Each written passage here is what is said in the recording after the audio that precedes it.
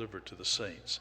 And so Paul says the apostles are constituted as ministers of reconciliation, and he goes on to say, this is in the Corinthians, he says, and God beseeches you through them. God is beseeching you through them to be reconciled to himself.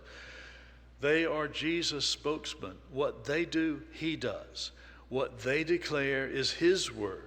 And when they speak and act faithfully in his name, he speaks and acts in them and through them. Now you see, that continues to this very day. This is one of the many things that sets the church, formally speaking.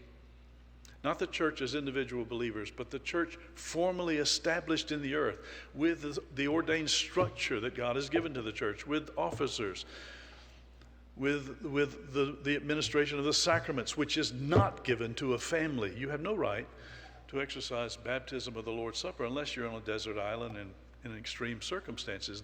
Those sacraments are given to the church, not to the families or not to individual Christians. And you say, well, and many Christians ask the question, I don't see the point of the church, though. I mean, why can't we just gather as we are, where we are, and worship God? Well, of course you can do that. Thanks be to God by his Spirit. We can gather, 2 or 3 can gather in any place and worship him truly. But that is not the church. It doesn't have the authority to do what Jesus says it has authority to do here.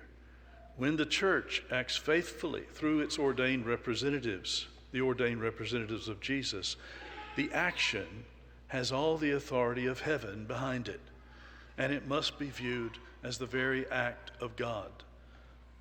The church cannot be separated from Jesus. It is his body. You individually are members of that body, but you are members of that body because you have been baptized into his church.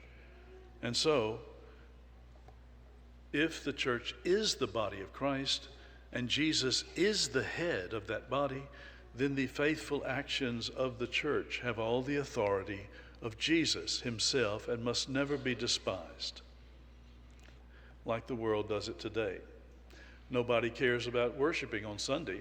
They feel like they can worship Thursday, Friday, Saturday. It doesn't matter to them because they think any day is okay. But the church has said, no, Sunday is the primary day. Of course you can worship another day, and the church itself can have services on other days. But Sunday is the day appointed, and it's appointed, of course, because of what happens right here in this passage. We'll get to that in a moment.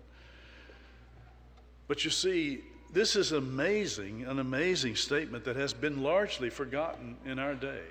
It's not the prerogative of an individual man to do this, but the church, in its faithful actions, does have the authority of Jesus.